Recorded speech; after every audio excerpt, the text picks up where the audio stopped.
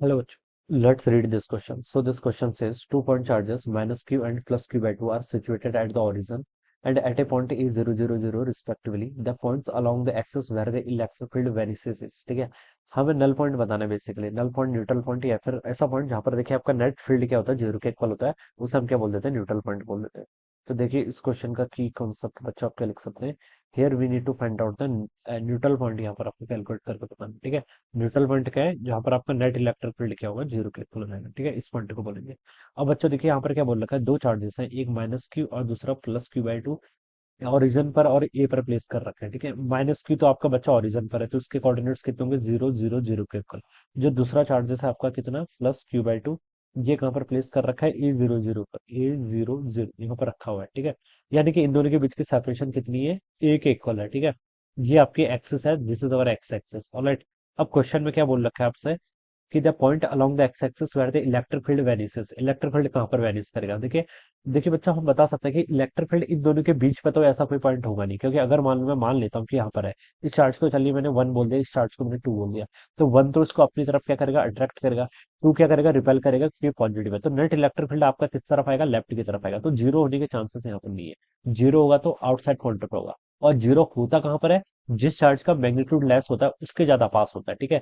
तो देखिए बच्चों, क्यू और क्यू बाई टू में से किस, माइनस क्यू और क्यू बाई टू में मैग्नीट्यूड किसका लेसर है, टू वाले का लेसर है, तो जीरो वाला पॉइंट इस पॉइंट पर लाई करेगा, ठीक है। और मान लेते हैं बच्चों यहाँ से इसकी डिस्टेंस, चलिए मैंने यहाँ से यहाँ तक इसकी डिस्टेंस एक्स कंसिडर कर ली, ठीक है। ये आपका पॉइंट पी है जहाँ पर अपना नेट इलेक्ट्रिक फील्ड क्या होगा, जीरो के इक्वल होगा, ठीक है। अब बच्चों आपको सिर्फ मैग्नीट्यूड की फिगर करनी है, डायरेक्शन की फिगर नहीं करनी है, ठीक है। तो पहले वाले के कारण इलेक्ट्रिक फील्ड और magnitude of the electric field because of the first charge, इसको मैं इवन बोल रहा हूँ, and magnitude of the electric field because of the second charge, this must be equal. अब माइनस क्यू के कारण इलेक्ट्रिक फील्ड देखिए कितना होगा, के times Q divided by distance का स्क्वायर, डिस्टेंस का स्क्वायर यानी कि ए प्लस एक्स का स्क्वायर हो जाएगा, ऑलराइट। और टू के कारण देखिए कितना होगा आपका, के टाइम्स चार्ज कितना है, Q by two, divided by आपका डिस्टेंस का स्क्वायर, डिस्टेंस कितनी है, एक्स, तो इसका स्क्वायर हो जाएगा। तो के ई क्यू से के ई क्यू यहाँ पर कैंसिल हो जाएगा, तो ये बच गया आपका one divided by A plus x का होल स्क्वायर, और यहाँ पर बच गया वन डिवाइडेड बाई कितना आपका, टू एक्स स्क्वायर, ऑलराइट। ये वैल्यू यहाँ से इतनी हो जाएगी। अब इसको देखिए आप ऐसे लिख सकते हो, ऊपर आपका टू एक्स स्क्वायर है, ऊपर करेंगे तो यहाँ से ए का स्क्वायर प्लस एक्स का स्क्वायर प्लस टू ए एक्स, ये वैल्यू हो जाएगी, ऑलराइट। अब इसको देखिए फर्दर यहाँ से थोड़ा सा सिम्प्लीफाइड करें, तो एक्स का स्क्वायर यहाँ से, ठीक है, ठीक है, ऑलराइट। अब देखिए बच्चों यहाँ से ये एक्स स्क्वायर को हम लेफ्ट साइड लेके जाएंगे, तो यहाँ पर आपका एक्स स्क्वायर बच जाएगा, राइट साइड पे आपका ए स्क्वायर प्लस आपका टू ए एक्स, ये टर्म ऐसी बच जाएगी, ठीक है। ये क्वाड्रेटिक इक्वेशन आ गई बेसिकली आपकी, ठीक है। This is a quadratic equation, alright.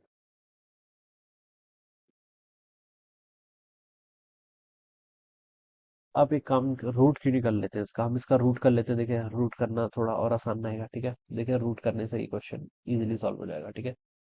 दोनों साइड आप क्या कर लीजिए, रूट कर लीजिए, तो क्वाड्रेटिक क्वेश्चन दोनों साइड है ना स्क्वायर, तो रूट कर सकते हैं, रूट करने से क्वेश्चन आपका और इजीली थोड़ा सा सॉल्व हो जाएगा, ठीक है। देखिए रूट कर लूंगा तो यहाँ पर आपका वन प्लस एक इतना बचेगा, और यहाँ पर आपका अंडर टू एक्स बच जाएगा, ठीक है। ये हो जाएगा। अब इसको देखिए सॉल्व कर लेंगे, तो रूट टू एक्स यहाँ से किसके इक्वल है, आपका ए प्लस एक्स के इक्वल है। मुझे क्या बतानी है, एक्स की वैल्यू बतानी है, कितने डिस्टेंस पर है, तो एक्स देखिए यहाँ से कितना होगा, root two x minus x is equal to a लिख सकता हूँ, तो एक्स की वैल्यू जाएगी यहाँ से root two minus one is equal to a, तो x की वैल्यू होगी यहाँ से a divided by under root of two minus one के इक्वल। मुझे क्या पूछा था, point where the along the x axis where the net electric field is zero, ठीक है। नेट इलेक्ट्रिक फील्ड किसके इक्वल हो, जीरो के इक्वल हो, ठीक है।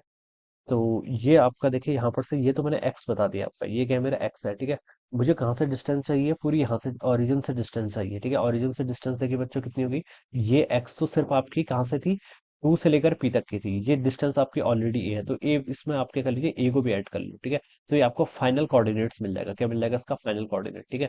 तो a divided by root two minus one plus आप क्या कर लीजिए, इसमें a कर लीजिए, ठीक है। तो ये कितना हो जाएगा, a को कॉमन कर लेंगे तो one divide by root two minus one plus one हो जाएगा, ठीक है।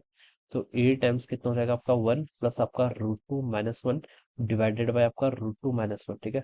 तो माइनस वन से आपका प्लस वन कैंसिल, तो ये हो जाएगा आपका root two times a divided by कितना हो जाएगा, रूट टू माइनस वन के इक्वल।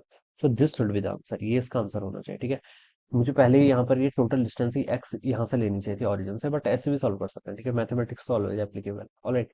तो उसका जो राइट आंसर हो जाएगा वो कौन सा ऑप्शन हो जाएगा, थर्ड ऑप्शन हो जाएगा, okay. So this will be the answer of this question.